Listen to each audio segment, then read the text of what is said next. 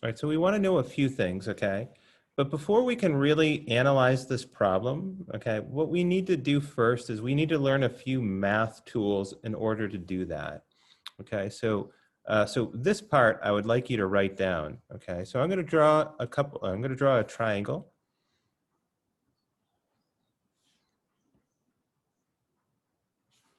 So we're going to work pretty much with right triangles. Okay. And in a math class, you've probably learned, like, maybe call this side X and this side Y. And you probably know that this distance here, the length of the hypotenuse, you know that that's probably the square root of x squared plus y squared. Okay. That's just Pythagoras' theorem. So, but what I want to know is, or what I want you guys to be able to do is, if I just give you this angle, okay, and the length of just the hypotenuse, we need to be able to write what we call the x and the y components. So we're going to need to use trigonometric functions to do that. So we're going to need to look at, these are called trig functions. And the three that we're going to focus on today is the cosine of an angle, the sine of an angle, and then the tangent of an angle. All right. Yeah. So here's a question for you, and I'm gonna hang on a second. Where's this? So I'm gonna just go back to. I'm gonna stop sharing my screen for a second. All right. Show me a hand or your hands. Who has done these before? If you've done like sine, cosine, tangent, show me your hand. That way I know if you've done them or not. Yeah. All right. Cool. So it's okay. Yeah. So. Yeah. Okay. So check it out. Um,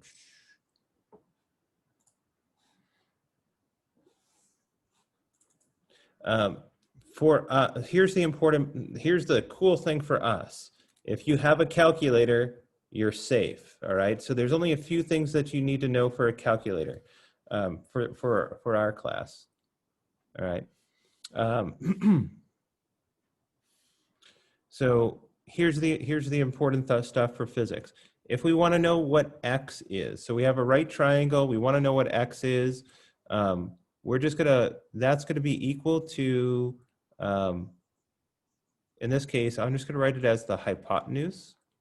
All right, the length of the hypotenuse times the cosine of the angle. We're gonna do a few examples, so don't worry if this is the first time you've seen this. The y component is going to be the hypotenuse, which is this thing right here. So this is your hypotenuse right here. Okay. And so it's going to be this times the sine of the angle. All right. So I'll leave that up for a second. And then I'm just going to open up a web page for us to take a look at.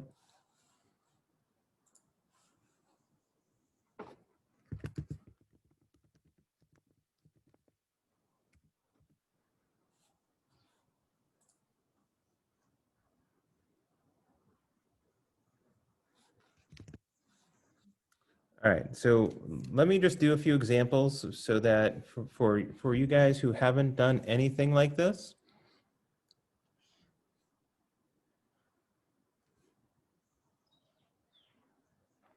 That's supposed to be a right triangle, not a shark fin. But let's say I tell you that the length of the hypotenuse is equal to 10. And let's say I tell you that the angle, all right, here, call this theta. So theta stands for angle. So this thing is called theta, and it's just an angle. Okay. And for this one, let's say that it's like 30 degrees. And what I want to know about this is, what is the length of this side of the triangle? Like, I'm looking for this. And then what is the length for this side of the triangle? So for this example, to find it out, what we would do is we do like 10. So we're going to do the length of the hypotenuse, which in this case is 10. And for the x component, or the x, or for x, it would be cosine of the angle, which in this case is 30 degrees. And the same is true for the y component. It's going to be 10 times, in this case, the sine of the angle, so sine of 30 degrees, okay? And I don't want you to memorize special angles. I don't want you to memorize anything about the trig functions for this class. I just want you to be able to use a calculator and get the correct answers. So if you check out, so what I did here was I just opened up a calculator. So you guys, can you see my little calculator screen? Yeah, cool. All right. Yeah. All I want you to be able to do is to be able to write, in this case, 10, hang on a second, there you go, click in there, 10, do the multiplication sign. And if you look here, you know, you have your numbers on your calculator here, but you also have the trig functions right down here. So I want to know the length of the x part of the triangle. So I'll just do cosine, and then I'll just do 30, and I get a number over here. So I'm just going to kind of go back here. So just by plugging in this information into a calculator, all right, you'll get, what was that, 8.66? Is that what it worked out to be? Yeah. Or, yeah, 8.66. You know, go to 2 decimal places is fine. 8.66. So that's the length of this part of the triangle. Sometimes we call this the leg of a triangle, but I don't care what vocabulary you know, as long as you can look at the picture and then do this out. Now we want to know what the length or the height of the y side of the triangle is. So we just go back, we'll get a calculator. This is my favorite part, just do this in a calculator. So we'll just do 10 times the sine of, oops, not 9, but 30. And we find that that equals 5, okay? So go back here. Hang on one second, Jennifer. Yeah, go ahead, Jennifer. So it's weird, I don't know why, but you see I'm using this calculator, Yeah. the one that we all have, and on there's this, Hang I on, don't know if you can see it, wait. Let me make it bigger, hang on a second. There's this dot that says, Oh, hang on a second. like Okay. there's this button Yep. that says trig. Yeah. And like I click on it and there's like cosine, sine and stuff. And I used it and I've gotten like different answers Yeah, for so the things that you have. yeah, so let me show you what it's doing I here. got the same. I I got the think same. there's a special thing. I Yeah, also so, got the same.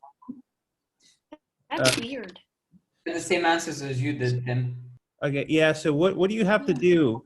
What you have to do in your calculator, and we can do this together on Thursday, but your calculator is probably taking, so I'm gonna, I can see it, Matai.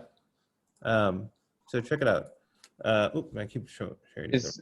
Isn't there like a setting function directly into the calculator part where you can just put the cosine and all? Yeah, well, Yeah, I think so. so like, let me show you, let me try to explain what's happening. So like, when you put numbers into these, they can either be in degrees, which is what I'm actually using, or they could be in what are called radians. All right. Oh, So like okay, that makes sense. yeah, your calculator is probably set to radians right now. And I would have to like look at your calculator to show you how to like how to change it so that it's in that accepts degrees. So like you might want to like Google how to do that, or I can just like I can help show you on Thursday when we're in person. It would just be easier that way. Yeah, so that's the one thing to just be careful about when you're doing these problems. Actually, Matai, do you know how to change the setting on that, Matai? Do you know a quick way? No, I have no clue. I just clicked there and I just clicked sine and cosine and it did itself. Okay, yeah, so For today, we're not going to do like a lot. We're not going to do a lot of like the sine cosine. I just want to set up some of the problems. Um, so if let's see, who has a calculator that does sine or cosine? Yeah.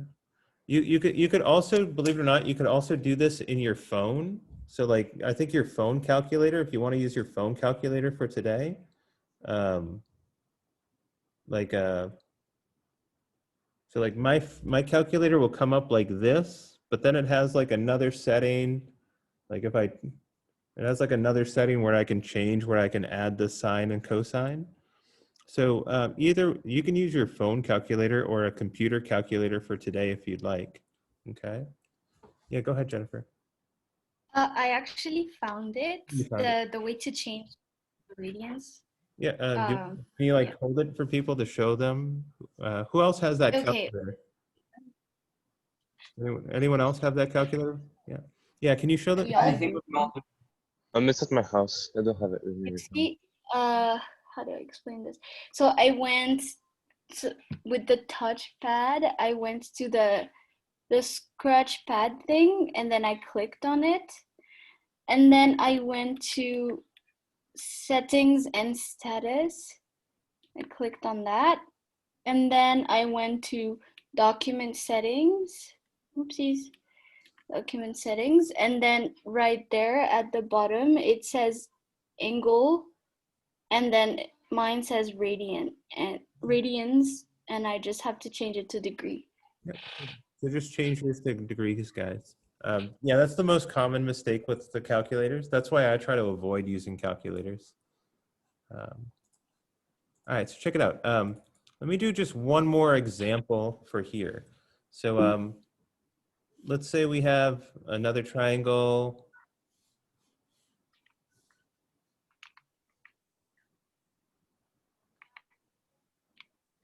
This is again a right triangle. And let's say that this is 45 degrees. So sometimes we just write 45 or whatever the angle is.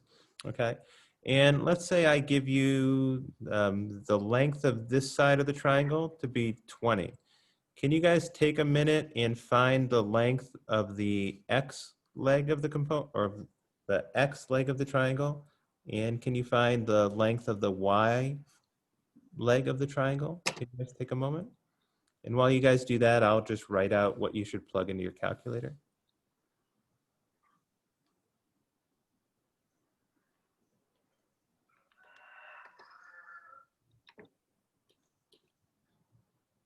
Tim, shouldn't it be the same length for both of them because it's because I don't know what the name is, but both angles are the same. Absolutely, yep. So Yeah. what did you get for it? 14.14. 14.14, yep. So I got 10.5 for some reason. here, I'll be the tiebreaker for this one. So what did I say, 20? I'm right, Ryan. Yeah, so 14. He's right. 14.14. I don't know. I did on my trend for some reason. It gave me 10.5. It might be because it's in radians. That might be the problem. We'll take a look at it on Thursday. Here's an important thing about that Matai just pointed out.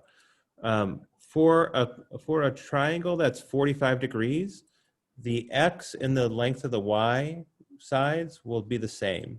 Okay. All right, so now check it out. This is why I wanted to do this part of the problem. All right, so we got this. Okay. Actually, does anyone, is it okay if I erase this screen to make some room? Yeah. Okay, so check it out. We're gonna do maybe 1 or 2 problems today. And we're gonna find out like the range of a projectile. So I would like you to draw this picture with me, and then we'll take some notes on it. So imagine like you have something here, like this is just the ground, and you have a cannon, which is supposed to be like a cannon, or it could just be you throwing something. All right, this is a terrible picture, but like, yeah, let's not draw a cannon, let's just draw a ball. It was so much easier. But you have like a ball, and you're going to kick that ball and give it some initial velocity. So I'm going to say V initial, let's call this 50 meters per second. And my question is, well, the thing that we want to answer is how far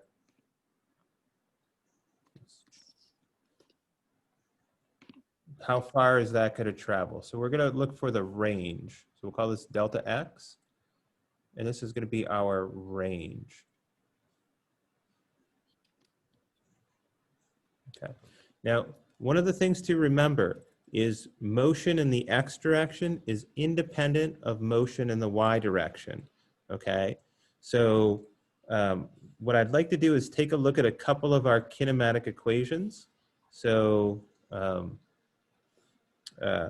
so remember we had, hang on a second, let me write this as a note. So kinematic,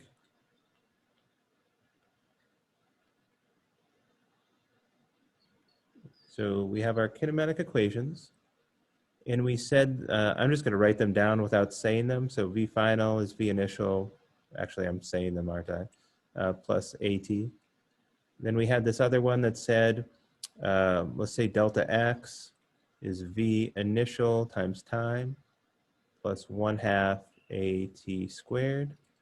And we also said V final squared equals V initial squared plus 2, and let's just go with delta x for now. 2a delta x.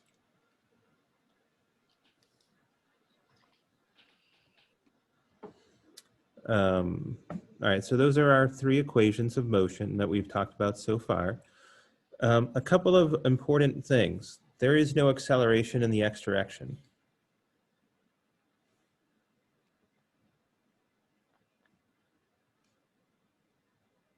So I have to really emphasize that there is no acceleration in the x direction.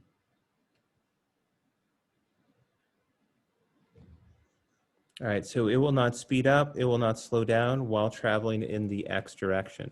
And so I do want to fix one thing. Let's just change this from delta x. Let's call these delta y's for now. So let's make sure that we write those as delta y's. Okay, and the reason for that, if acceleration is 0 in the x direction, this part of the equation disappears, okay? Let's see, is there anything else I want to tell? Oh, another thing I didn't tell you up here, let's say that we do this at, let's say 30 degrees. Let's say we kick this ball or throw this thing from an angle of 30 degrees. Okay, let me make that better. We'll call that 30 degrees, okay? So we want to know how far this is going to travel, all right? Wow, I really wish I had more board space or more space to write. Okay, so, well, actually, let's figure out a few things. Let's figure out, let's do this. We'll do this step by step. Let's find the height.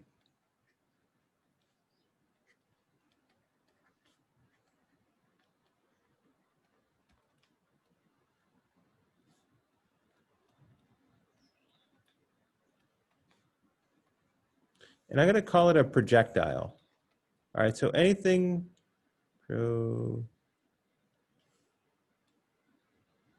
anything that we throw in the air, like whether it's a ball, whether it's a bullet, we can just call it a projectile.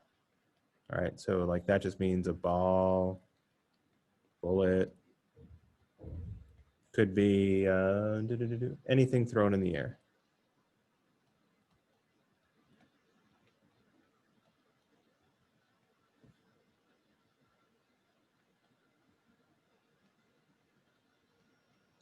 Okay. Now, I'm going to go back to my picture. And the maximum height occurs at a point up here, okay? So this would be the maximum height.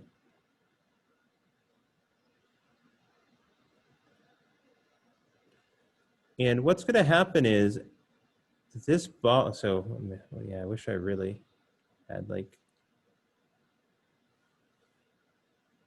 all right, this is where teaching physics online is kind of difficult because I don't have a lot of space to write. So here's something important. So we have this ball with some initial velocity, okay? Well, some of that velocity is going to cause the ball to move in the upward direction. So we'll call this V initial in the Y direction.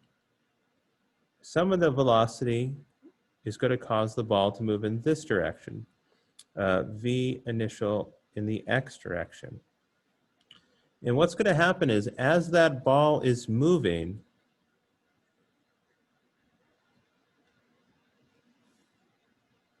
the velocity in the Y direction is going to decrease. So I'll just call this velocity in the Y direction.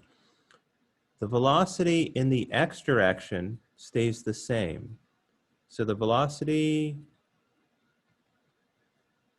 in the X direction does not change.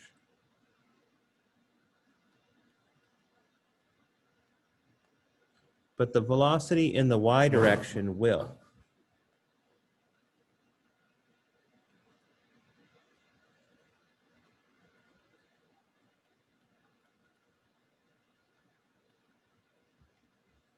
And I'll say can increase or decrease. So if you have, in this case, you have this ball, this projectile, it's moving in the upward direction.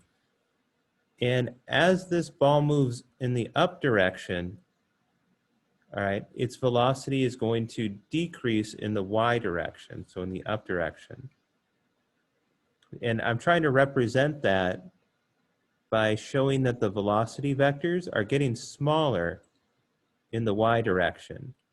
But in the X direction, the velocity doesn't change, and so the velocity vector in the X direction will remain the same.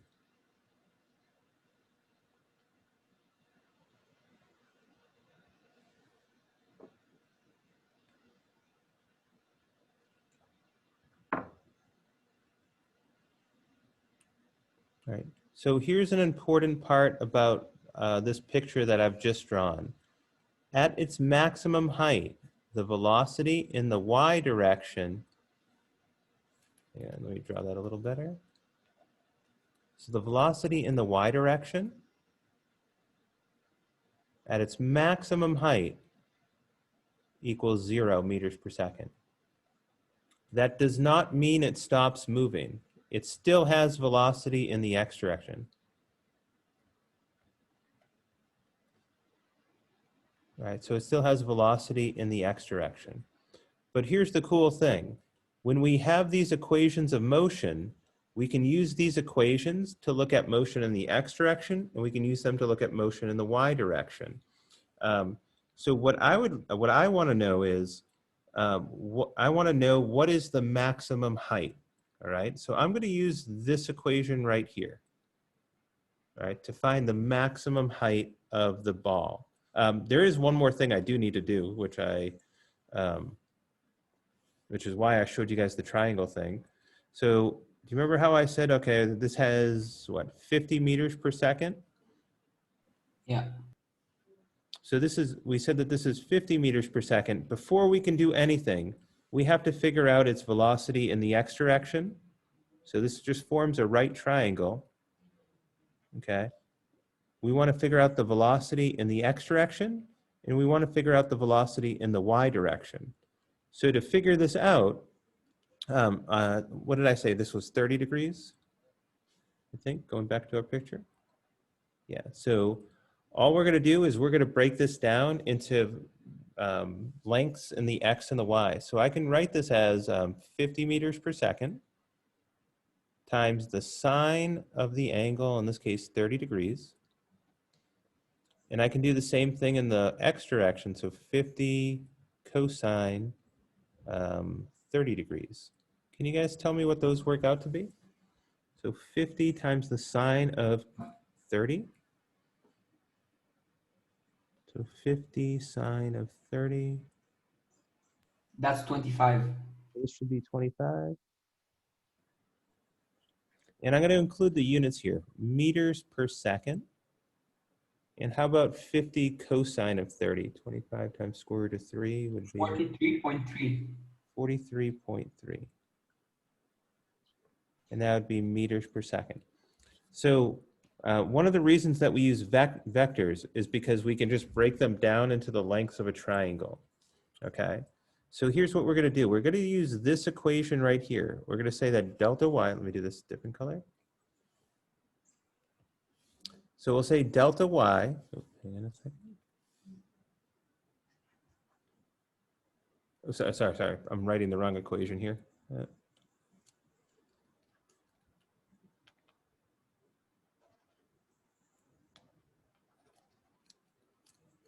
We're going to use that last equation, that v final. And I'm going to put a little subscript for now. Soon we're not going to use all of these subscripts. So it's the final velocity in the y direction squared. And that's going to equal the initial velocity in the y direction squared plus 2 times the acceleration, which we know is going to be the gravity, times our delta y. Okay.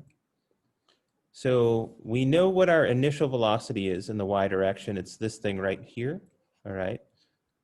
So I'm going to just write like a little summary of all the things that we know. We know the initial velocity in the y direction is 25 meters per second. Now at its maximum height, I'll just write max. What is the velocity in the y direction? So if we 0. yeah, so like it stops moving in the upward direction when the velocity in the the velocity in the y direction is 0 meters per second. Something that's very important if we look at this picture up here, all right? So it still has velocity in the x direction, so it still has vx, but the velocity in the y is going to be 0, all right? That's an important distinction, and that's only at its maximum height, okay? Only at its maximum height. What is the acceleration?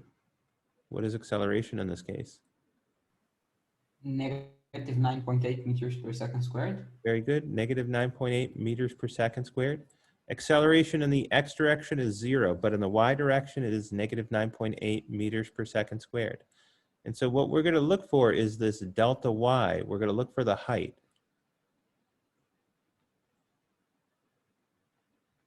Okay. So I know for this final velocity term, well, that's 0. So now I have 0 equals v initial in the y squared plus 2 times a delta y. All right, so check it out. I'm going to do a few steps just to save time. You should be able to prove that delta y equals minus v initial in the y direction squared divided by 2a. All right, so to save time, I just kind of did that in my head. So now let's just plug in our numbers. So we know negative v initial squared, which was 25 meters per second. We're going to square the whole thing. And then we're going to divide that by 2 times negative 9.8 meters per second squared. Can you guys tell me what that works out to be?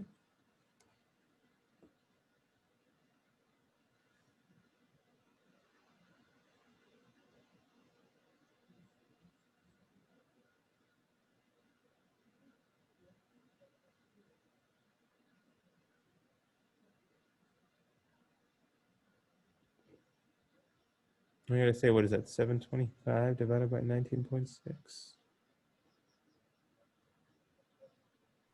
Negative 31.887. Careful, because the negatives cancel out here. So what did you get, though, Matai? No, yeah, I know the negatives cancel out, but then it's 2 times negative 9.8. Oh, so you did the top part? Is that what you did? I'm sorry. The top part, it's negative 25 squared, so it's going to be positive. The top. Wait, no. Yeah, just give me the I have whole a number. question. Yeah, go ahead, Jennifer. So the negative is outside the parentheses, right? Correct. Yeah, Which it's on the means out- that yeah. when 25 is squared, it's still negative, isn't it? Correct. Yep. So, but check it out. Oh, The final answer is going to be positive, right? But Yeah. yeah. Because like if you look here, I'm going to just do it now. This negative cancels out with that negative here. So the very final answer will be positive.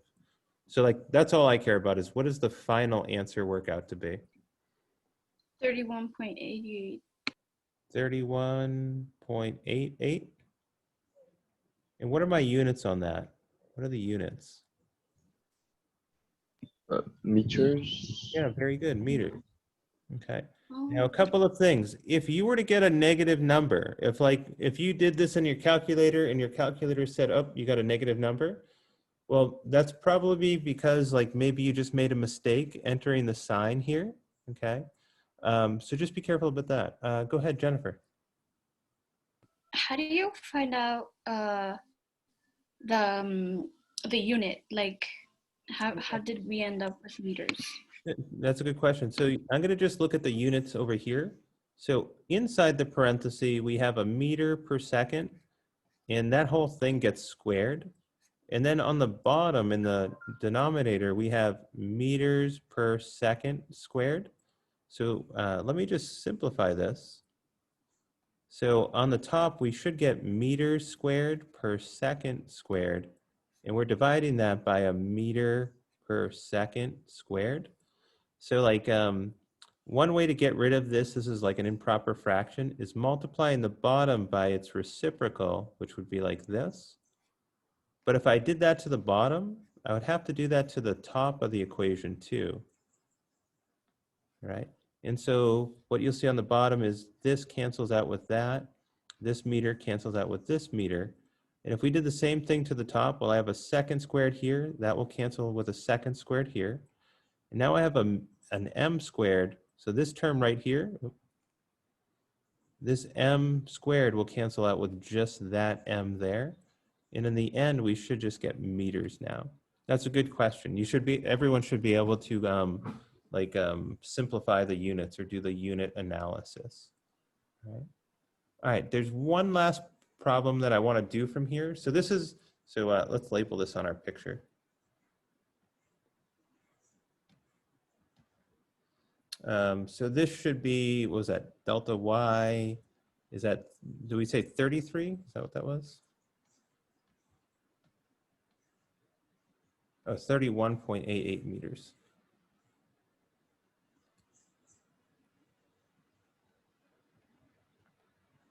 All right, there's one last thing. I want to try to figure out how long is it in the air for? Like, I want to figure out like, how long does it take to go from here to here? We'll call this like delta T1, all right? So now I know how high up it goes. I know its height, okay? Oh, actually there's a simpler way to do this. I'll just write it down. How long is it in the air for? Now you could use this equation, V final in the y equals V initial in the y plus AT. Or you could use this other equation, this delta y equals V initial T, call that in the y direction, plus 1/2 AT squared. But like this equation right here, this is a quadratic equation. Like we know what delta t, or sorry, we know what delta y is. We know what the initial velocity in the y direction is. We know this. The only thing that we don't know is t. But the problem is this is a quadratic equation. No one wants to solve quadratic equations unless But can't you just like square root it in the end?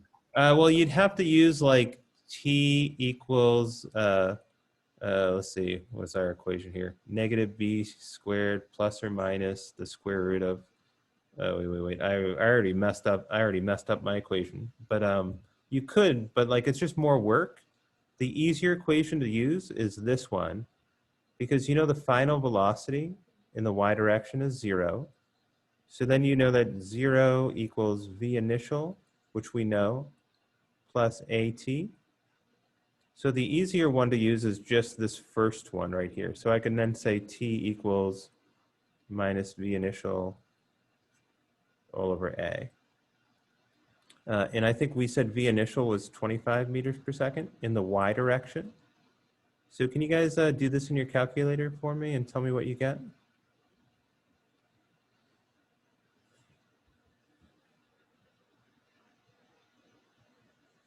So 25 divided by 9.8, what does that work out to be?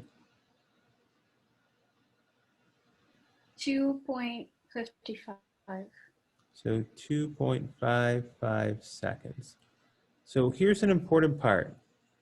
It's in the air, so it takes 2.55 seconds. Go back up to our picture.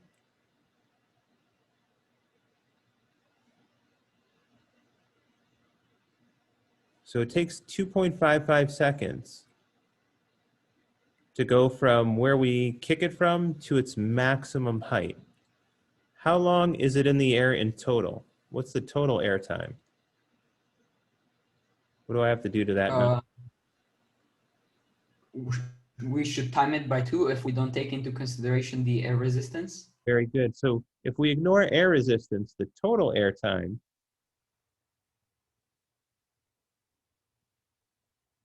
is just going to be, in this case, it'll be 2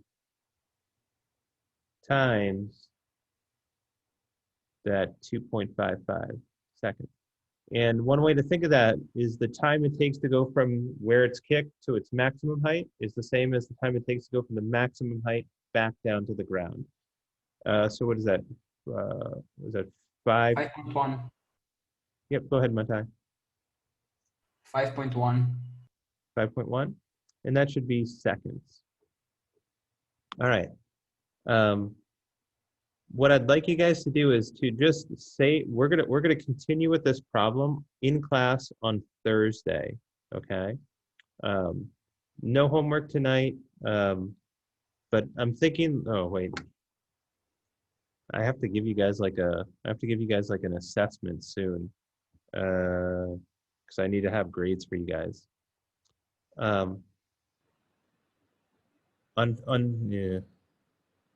Yeah, we'll do it when we come back from vacation. I think it would give you guys time to study over vacation. Okay. Yeah, some of you guys are excited. So check it out. Let me stop screen share. And